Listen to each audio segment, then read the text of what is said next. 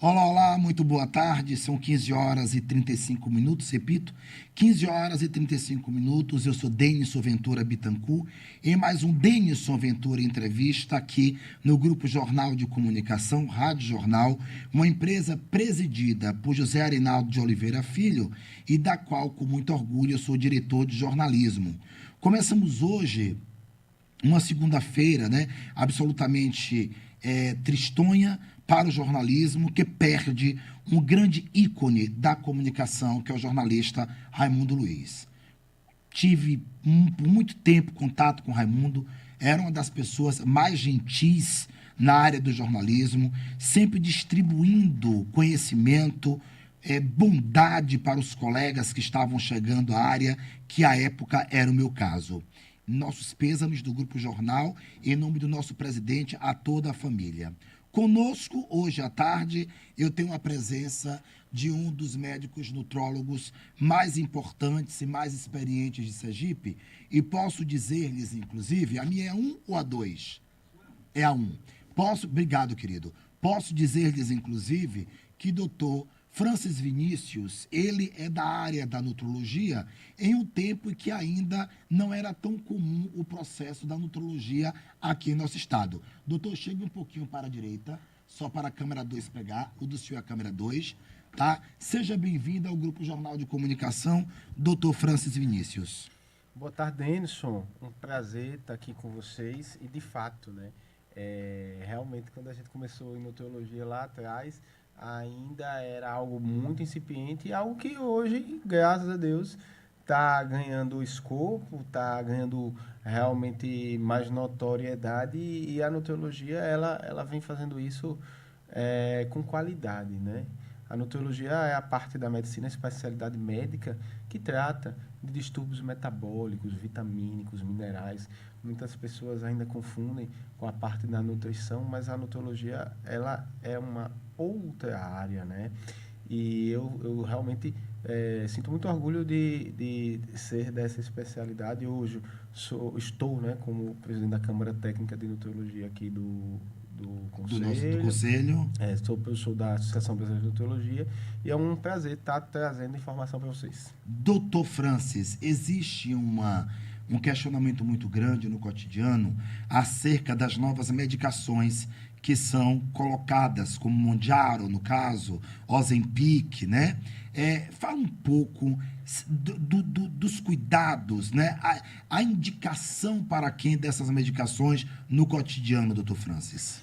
Então, para falar dessas medicações, a gente tem que entender que a obesidade é doença. Porque quando a Perfeito. gente fala de remédio, automaticamente a gente fala também de doença, né? O ideal era não adoecer, Sim, mas infelizmente a doença ela acontece, né? Existem 6 medicações que são um label pela Anvisa, ou seja, indicadas em bula para o sim. tratamento da obesidade.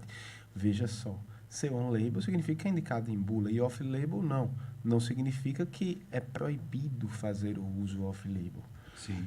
Quais são as medicações on-label? São 6. Um retorno para nós dois, Luciano, nos microfones. Obrigado.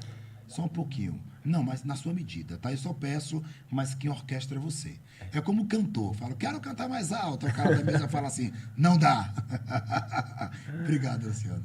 Então, as medicações on-label para a obesidade são o Contrave, que é a associação de duas drogas, bupropiona e naltrexona. Muitas pessoas não conhecem, mas é uma medicação efetiva para aquelas pessoas que têm compulsão alimentar, que têm ansiedade. É a sibutramina, que ela é uma medicação que é famosa, né? Sim. E polêmica também, porque houve estudos que mostraram aumento do risco cardiovascular, embora se questione esses estudos, mas é uma medicação que hoje em dia, inclusive, tem pouco estudo surgindo. O Orlistat é uma excelente medicação, mas eu digo para os meus pacientes, Denison, Sim. que não é o ator principal, é coadjuvante. Do Então, processo, né, do doutor? processo, né? Então, não é uma medicação que vai mudar o histórico da obesidade. E aí vieram, mais recentemente, os análogos de LP1, que são essas medicações que você citou. É, embora existam outros, a primeira que realmente veio para o mercado causando impacto foi a liraglutida, nome comercial Saxenda, Não existe outra apresentação, então a gente pode falar o nome comercial. Sim.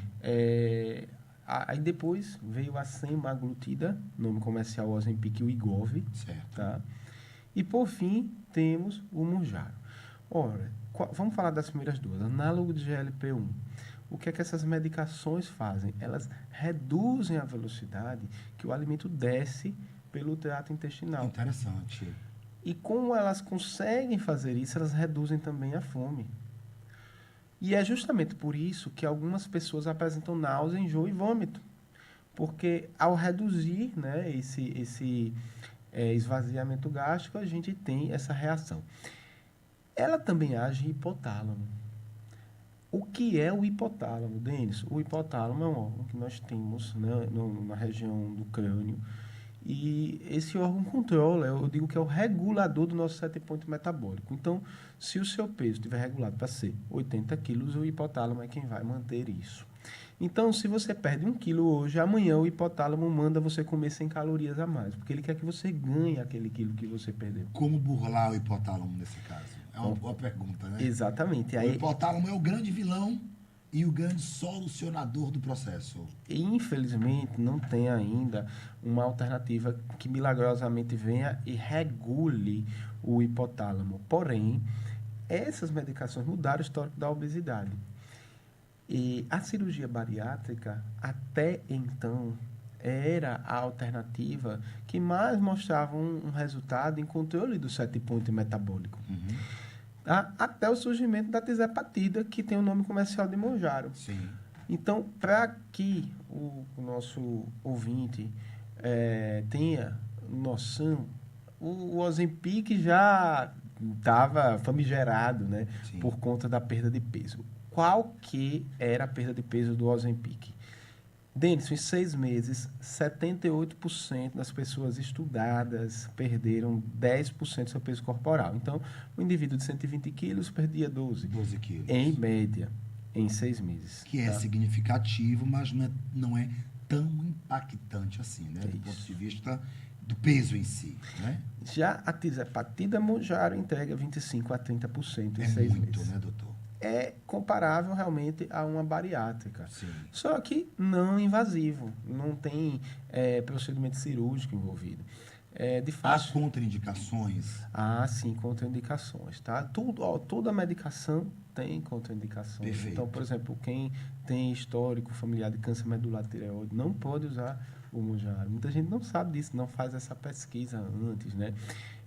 Pessoas diabéticas, tá indicada, a medicação indicada, mas tem que ter o acompanhamento correto, tá? Então, existem, de fato, algumas complicações. Porém, os efeitos da tizepatida Mounjaro são aqueles que o Ozempic também tem. Uhum. Então, retarda o esvaziamento do estômago, ação no hipotálamo, fazendo com que coma menos, gaste mais energia.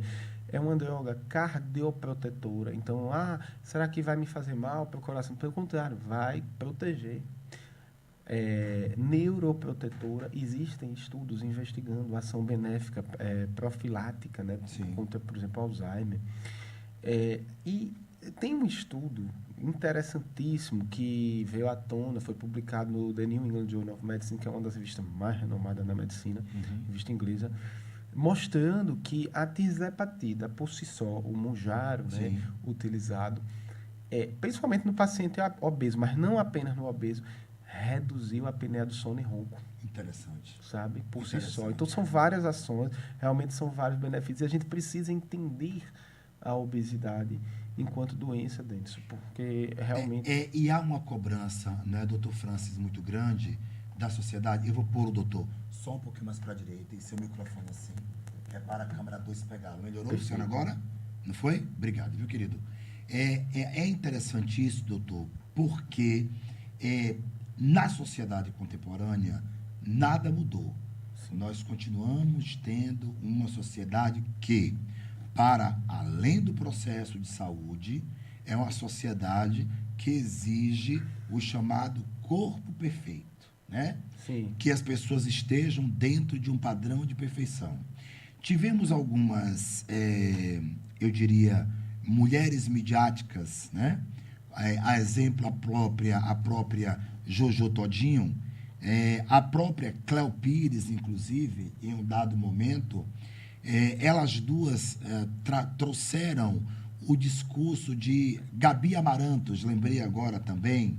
Elas traziam e trouxeram à tona para a sociedade o discurso de que o corpo gordo deveria ser aceito, numa ideia de que não era interessante combater a obesidade.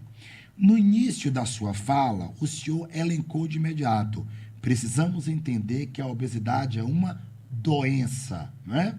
Ou seja, todas elas emagreceram, né? O senhor deve acompanhar, a própria Cléo Pires está com corpo padrão, Jojo Todinho fez bariátrica, né? E também está no chamado corpo padrão, que eu não concordo com essa expressão, porque isso pressiona muitas pessoas, né? E agora a Gabi Amarantos também. Né? O que as pessoas se perguntam e eu gostaria de ouvir a sua opinião, o senhor pensa, entende que as pessoas devem, ou que elas mudaram, por uma questão de saúde realmente, porque entenderam que a obesidade, de fato, é uma doença e deve ser tratada, ou porque elas acabaram cedendo às pressões de uma sociedade que não aceita a pessoa gorda no seu contexto, no trabalho, na sexualidade, na aceitabilidade social de maneira geral? Excelente pergunta, Denison. Eu lhe agradeço por essa pergunta. A gente precisa entender que a estética faz parte da saúde, mas ao mesmo tempo separar. Sim. Então, vamos esquecer o quesito estética. Está acima do peso, é doente, certo? Por que a gente tem que encarar isso? Veja, a OMS, a Organização Mundial de Saúde, é categórica. Índice de massa corporal acima de 30, com aumento circunferencial abdominal, é definidor de resistência insulínica. Significa dizer que a insulina não vai conseguir ter a mesma eficácia na depuração do açúcar do sangue, o sangue vai ficar mais viscoso. Esse coração vai fazer mais força para bombear aquela quantidade de sangue que está mais viscoso. Sim. A pressão vai subir e teremos o que chamamos de macroangiopatia ou doença de grandes vasos sanguíneos. Denso, você já viu alguém receber um bilhete dizendo que o infarto é hoje à noite? Ninguém. A gente é surpreendido muitas vezes. Exato. Então, além disso, você tem infarto, mas AVC, câncer, as pessoas morrem de medo de câncer. E as pessoas não sabem que um dos maiores fatores de risco para câncer é a obesidade. Infelizmente, Preta Gil está aí como uma das provas, né? A estética realmente ela faz parte da saúde, mas quando a gente fala de obesidade como doença, não falo nem da estética. Sim. Agora, foi por causa da estética? Não foi. Gente, olha, eu atualmente adquiri o hábito da caridade, né? Sim. E aí, enfim, foi algo que eu coloquei.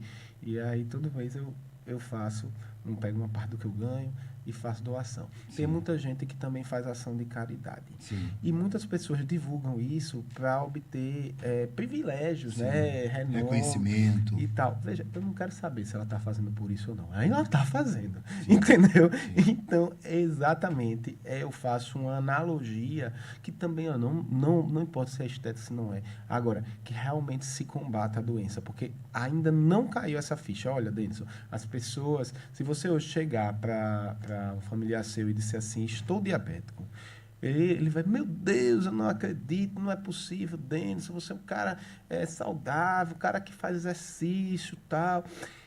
Hipertensão é a mesma coisa. Então, as pessoas, elas respeitam.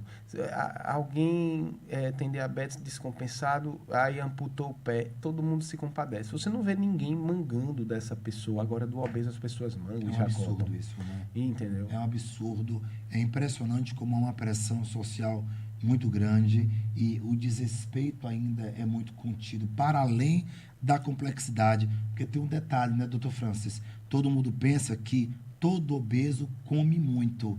E não é isso que acontece, né? Excelente. Eu falo para os meus pacientes de forma frequente o seguinte: olha, você tem uma doença. Eu fui aluno do Dr. Durval Ribas Filho, um abraço para ele, presidente da Associação Brasileira de Nutrologia, mas nós discordávamos numa coisa. Sim. Ele dizia assim, não precisa dizer para o seu paciente que ele é obeso, porque isso traz um estigma.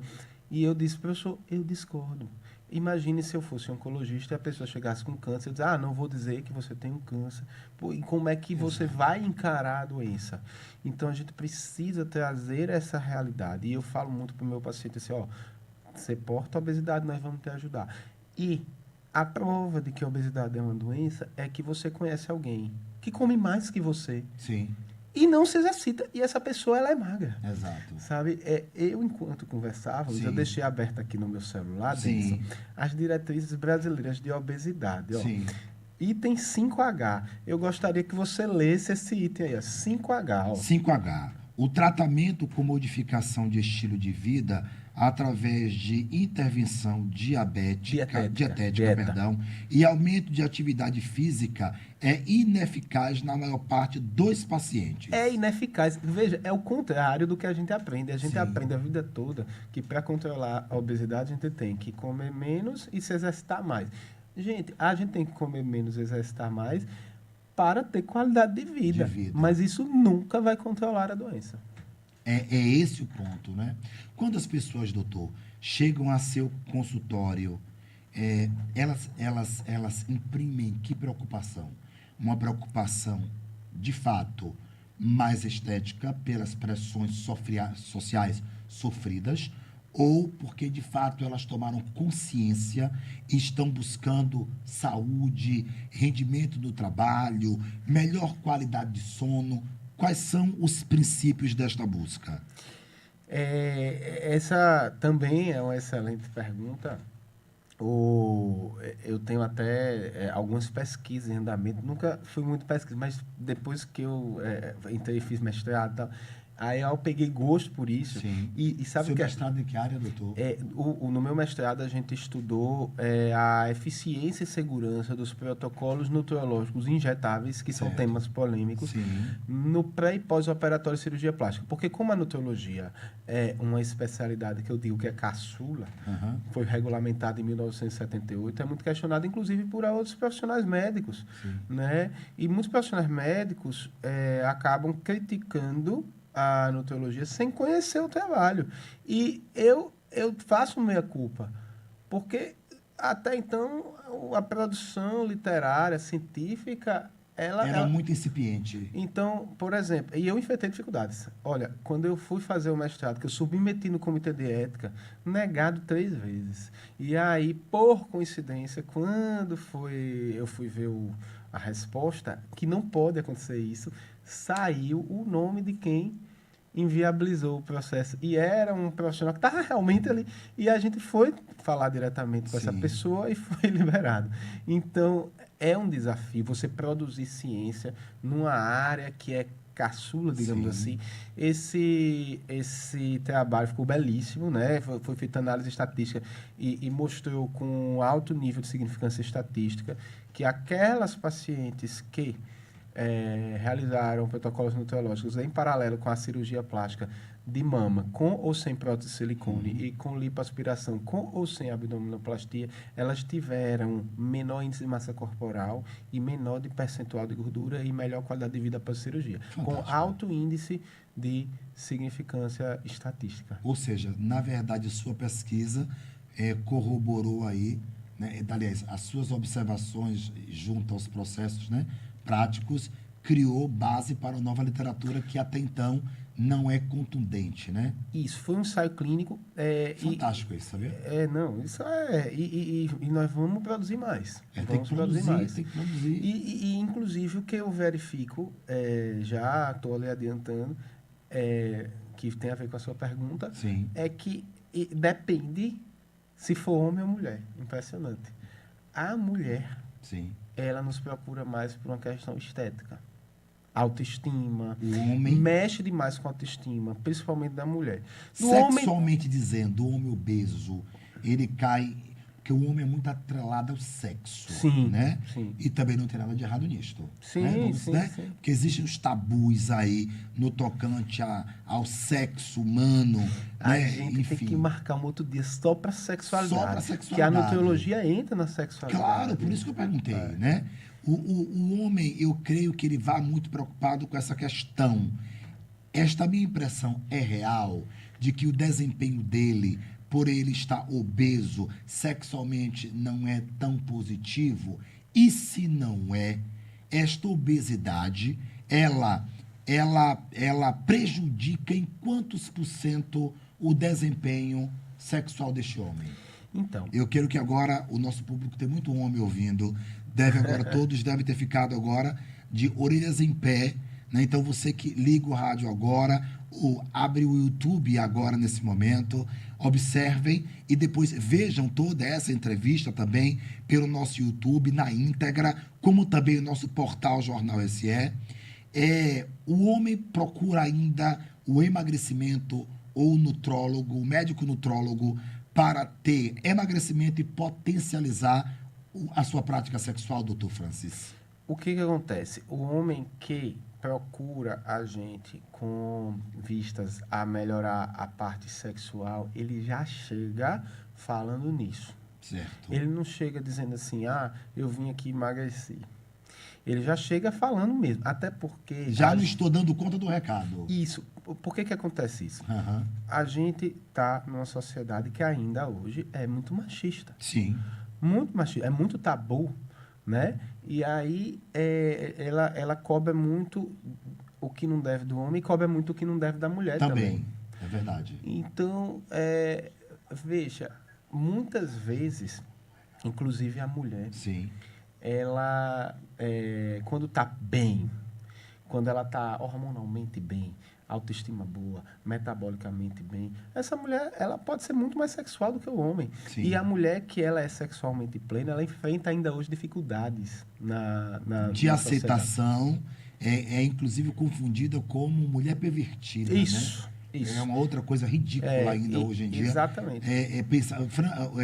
Júlia, marque o Dr. Francis, marque a mim o portal e rádio, viu, meu amor? Obrigado. É engraçado a gente entrar nessa esfera, porque, veja, Sim. Sexualidade, para mim, é divino. Exato. Né? Eu sou religioso e acho que cada um tem o seu credo. Assim. Sim. Eu sou católico, mas eu enxergo realmente a sexualidade como algo divino, como uma dádiva. E a gente tem que parar, na verdade, de demonizar isso e entender que aquilo faz parte da saúde da pessoa. É processo. O homem... Uma pessoa que não faz sexo adoece, né? Adoece. Realmente, a sexualidade em dia, a sexualidade faz parte da saúde do indivíduo. E o homem... ele evita o máximo assumir para ele mesmo que ele não está bem. Então, quando ele chega no consultório para isso, ele já tentou de tudo, ele já sofreu demais. E aí ele chega lá já dizendo, o obeso, sim, o homem obeso que procura a gente, ele, diferente da mulher, a mulher vem muito mais, assim, falando da estética, da autoestima e tal... Mas o homem, quando ele vai parar lá na gente, o homem, a gente sabe que se cuida menos do que a mulher. Infelizmente, são dados oficiais. Exato. O homem, ele... quando ele chega para nós, ele fala, doutor, eu estou tendo dificuldade para amarrar o cadastro. Doutor, para sair da cama está complicado. Eu estou cansando fácil. Meu sono não está rendendo. Então, Denison... Quando o homem ele chega lá já focar na questão sexual, porque realmente ele já tentou de tudo. Agora, o obeso, sim, por si só, ele tem testosterona mais baixa do que o não obeso. O obeso tem testosterona mais baixa do que o não obeso. Isso. Porque a gordura interfere nessa produtividade. A gordura interfere nessa produção e a gordura também, ela gera um ambiente inflamatório, está relacionada à piora de qualidade de sono, que por sua vez reduz a produção de testosterona. Agora, o obeso, Deus é perfeito, né? O organismo da gente é muito inteligente. Então, existe uma proteína no sangue que chama de SHBG, que é a proteína ligadora de hormônios sexuais. Quanto menor essa proteína no sangue, mais testosterona livre eu tenho. Sim. Então, o obeso ele tem menor testosterona. Porém, o obeso, ele compensatoriamente abaixa esse HBG. Interessante. Para poder, né, a libido não baixar. E é por isso que a gente até brinca, o gordinho acaba, danado. Danado. Então, por quê? Porque ocorre essa compensação e aquilo ali nem sempre vai ter uma libido alterada ou uma dificuldade de ereção. Com o passar do tempo, a qualidade vascular do pênis vai reduzindo e a maioria dos homens vai precisar realmente de algum estímulo. Depois das drogas, os inibidores de fosfodiesterase, como sildenafila, tadalafila, a gente consegue aí ter uma manutenção da qualidade sexual no sentido de ereção, não de libido, do homem por mais tempo. Nós vamos ao intervalo comercial. Eu quero agradecer ao Hospital Maternidade Santa Isabel pela presença no Grupo Jornal de Comunicação. Quero agradecer também à DESO, à Prefeitura Municipal de Aracaju, ao Governo de Sergipe, à Confederação Nacional das Seguradoras, a CNSEG, a Valor Imobiliária, que tem um Credit Prime, portanto, seja para comprar, seja para alugar, inclusive, você, mesmo com o nome negativado, aluga seu imóvel, porque o próprio Haroldo Franca, que é da Valor Imobiliária, possui o banco próprio, que é o Credit Prime. Portanto, você não fica sem alugar o seu imóvel. E também agradecer à Faculdade de Sergipe, a FANESE, na pessoa do professor Dr. Marcel Ramos, que está à frente da instituição, e ao competente Rubens Moreira, do Hospital e Maternidade Santa Isabel, que passou por uma transformação fantástica em pouco mais de 1 ano e meio. Eu volto já com mais um bloco final com o Dr. Francis Vinícius, médico nutrólogo, aqui na Rádio Jornal, a número 1, 91.3. IPVA sem aperto com a MovePay.